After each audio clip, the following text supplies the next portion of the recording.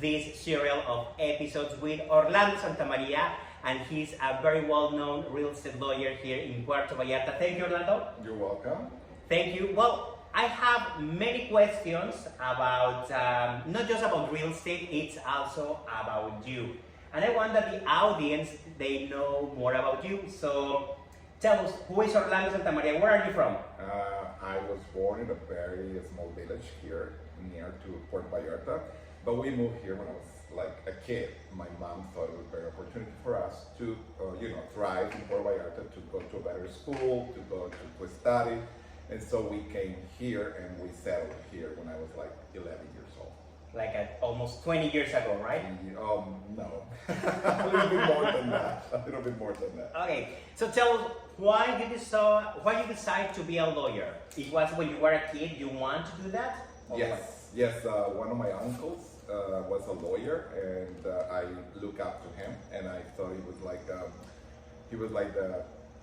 For me, was the epitome, like the best thing to be like. I look at him and I'm like, oh, he's a lawyer, so he's like God.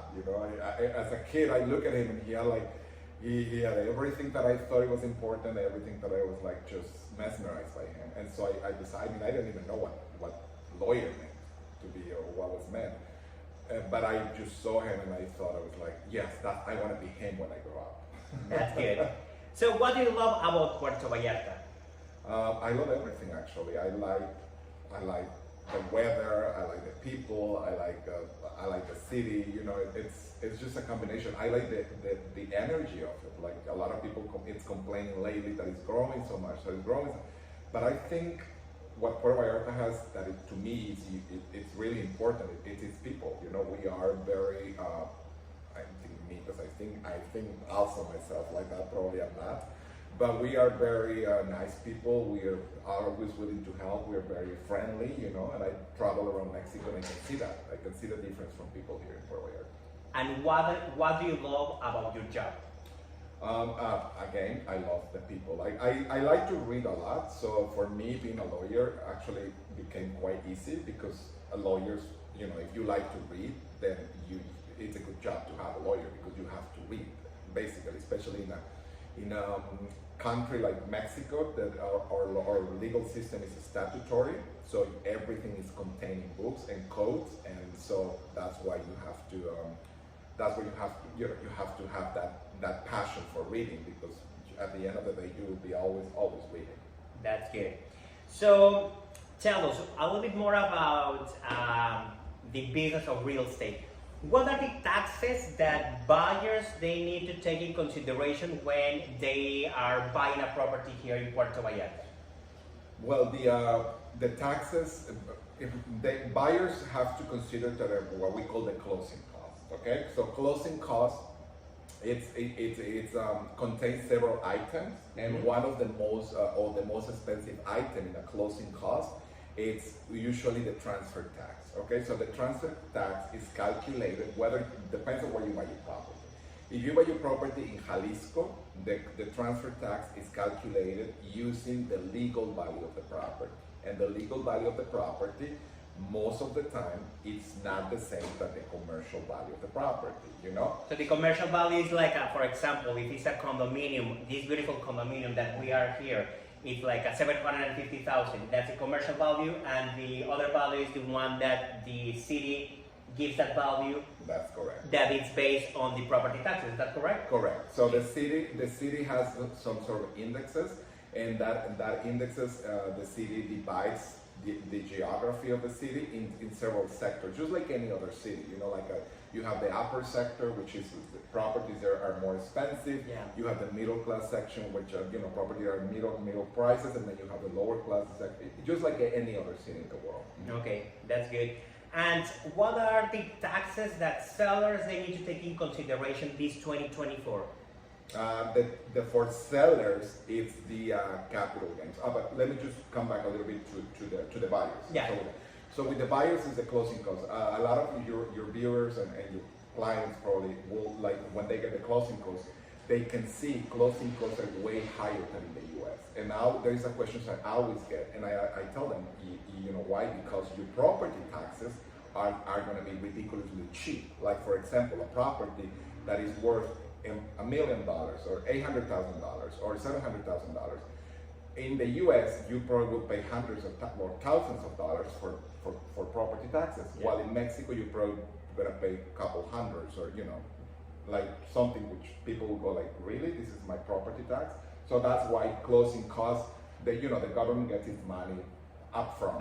That's the difference. And also it's important that everyone knows that now in January they get a discount, correct? That is correct. For paying property taxes, everybody who owns property in Puerto Vallarta or the Bahía de Banderas, Crucerías, and Nuevo Vallarta, you get 15% off if you pay January and February. Like if you pay those 2 months of the year, you get that discount. That's pretty good. So now, going to the seller side, what are the taxes that they need to take in consideration if they are on a sale in this 2024? The seller pays only the capital gains tax. So the seller, that's the one that it affects them the most, because the capital gains are based upon whatever price they purchase when they purchase the property and whatever they are selling.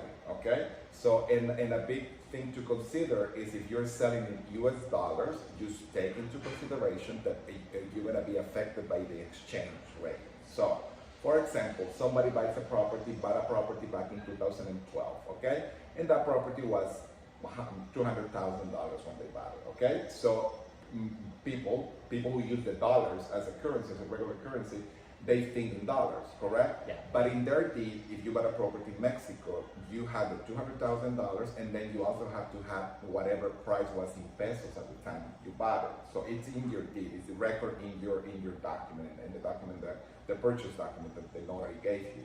So that would be your base of the price, and then whatever you sell for, that's gonna be that's how they're gonna charge you the tax. Okay, so if you are selling for $800,000, you have to calculate that. How much is that in pesos in the date that you close the property? Because we have to use the official exchange rate given by the federation, which is given Monday to Friday.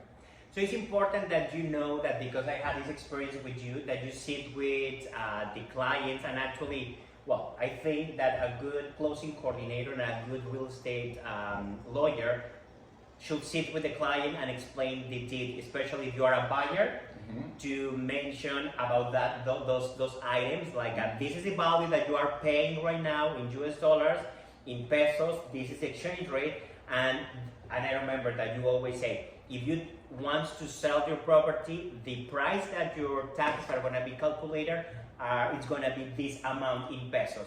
So I always recommend that, even if you use him or if you use another real estate lawyer, that keep this in mind for you as a buyer. And actually, I had the chance to work with him in the selling side, and well, I think it's important that real estate lawyers sit with their clients and the sellers too, talking before about the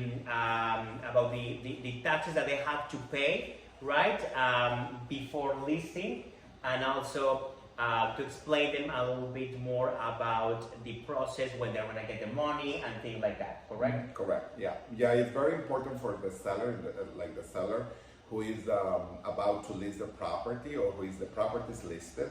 I think his real estate agent or his real estate lawyer should sit with them, like you said, and tell them, this is how much you're gonna get in pocket. So as a seller, you take a decision on what price you're gonna price your property based on the information that you know already, like how much I'm gonna pay in commissions, how much I'm gonna pay in capital gains. So how much money I will be left in my pocket. The capital gains, usually, I tell clients, we usually give you the most or the best approximation we can, because as I said, the exchange rate plays a big role on it. So unless something catastrophic happens or things like that, we have had cases, like in COVID.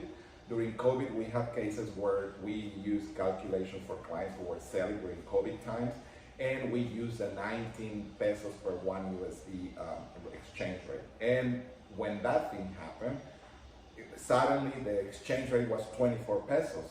So, clients who were supposed to pay $20,000 in capital gains, they suddenly saw that they now have to pay $60,000 in capital. So, but that was a very unlikely event that it happened. So we usually, when we give the clients the calculations, we give them the disclaimer, and I usually tell them, unless something very catastrophic happens, this will be your worst case scenario. Exactly. Well, it's important that you keep that in mind. And I always say a good real estate agent should prepare their sellers into that. I've been in the position that clients, they want to list their property right away, but I tell them, like, you know what? Like, just keep it little by little. They'll just take the time to review your documentation. I'll take them to you, and we talk about the different strategies, and we prepare them also. It's kind of like simultaneously, depending also the type of property, right? Because there are some properties that are more desirable, that they will get an offer pretty fast. The other, they will take a little bit longer, as normal here in our market. So that's, I think that's important. Yeah, it is important. Yeah, because you don't want to be at the closing table and guess what? You are gonna pay not $40,000 in capital gain taxes. You're gonna pay $60,000, and that is a risk. I remember that. That was part of my education that I did when I used to work at Tropicasa. That they were very insistent about that, and Maria, it was very punctual about it. To prove a listing, to have that calculation ready. So I learned that. So, quick question, because I receive this pretty often. We are here in Mexico, and always happens that when Mexican meets their partner that is from the States or Canada or from another part of the world, when they approach me and they say, well, do I need to have the trust, especially the person from Canada, the States, or England, I don't know, they ask me, do I need to have the trust because my partner is from Mexico? Can you tell us a little bit more about it?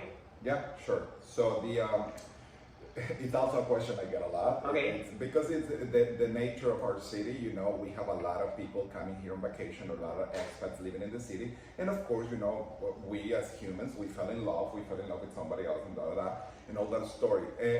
When people come to me and there is a foreigner and a Mexican, sometimes they raise the question like, can I put the property in my husband's or wife's name, or in his or her name, even if they are not married, to just to not pay the trust, to just avoid the trust? And I usually recommend, I said, it is up to you, but you have to know that if you put the property in that person's name, whether it's your boyfriend, your girlfriend, your husband, your wife, it is their property.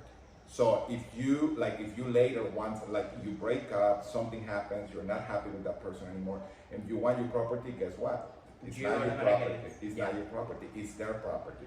So what I usually advise them is that I know you love them, I know you that, but why don't you create a trust? If you want to give them 50% of that property, there is some options. Like if you really want them to be part of your ownership, you can give them 50%, 40%, 30%. You can always designate. That's the beauty of a trust. You can always designate the percentage you want. Like if you can say I want give him 20%. Okay, I want to give him 50%. I want to give her 40%. Whatever you want. But I always explain those two situations. It is up to you, but you just have to make sure that you know what you're getting into. And that is one of the things. Like if you put that property in the other person's name to avoid the cost of the trust, which is, not that much if you consider maybe $1,500 when you create the trust, and then $450 plus tax every year. If you buy a property which is $600,000, I think it's not a big deal for me because you're protecting your investment. Actually, if we do the math, the cost per month on a trust will be around $40 per month, times 12. So you figure out about it. Yeah. So that's, you will spend probably $40 in a drink or a couple of drinks in New York or in LA. So that's what part of your monthly cost that you will have here. I always recommend them, even if you like them, if you want them, you can just put them as beneficiaries of your trust. Like if you die, if something happens to you and you want the person, your other half, to be protected, you can just state in the deed that you wish for them to acquire the property once you die. Or if you have children, you can share the children and your other half. Like, my children want to get this, my boyfriend, girlfriend, husband, wife will get this. So there is a limit of number of beneficiaries that you can name? No, you can name as many as you want. Mm-hmm. Good to know. Yeah, because that's another question that I received. No, you can name as many as you want, and you can even name like different, like you can make, like for example, if it's one person buying, and that person has two beneficiary substitutes, they can make a second as beneficiary substitute. But then he has another people who will like to name them a second beneficiary substitute, so you can just name as many people as you want. Good to know. So I receive this question pretty often also. So what are the benefits to putting a property under a corporation? There is like a good benefit about that? You pay less taxes, or is it the same, or what? It's actually, to me, it depends. Like if you have a corporation in the US, some people tell me that because of the legal system in the US and the fiscal system in the US, they get tax benefits. But in Mexico, it's the other way around. Like actually, if you sell the property and if you get if capital gains, it's very unlikely you're gonna get any relief on capital gains versus if you're selling as an individual. As an individual, you can get relief on capital gains. So technically, as an individual, you can apply for a fiscal strategy, and you can apply about the residency and things like that. Yeah, you can versus the residency. Versus the other one that you will pay those taxes 100%. Good to know. So just to finish this conversation, that has been very helpful for all of us. So there is something else that you want to add that people they need to know if they're buying or if they're selling a property here in Puerto Vallarta that you think that they need to know? Yes, be ready to sign a lot of paperwork. We have a very heavy anti-laundering money laws in this country.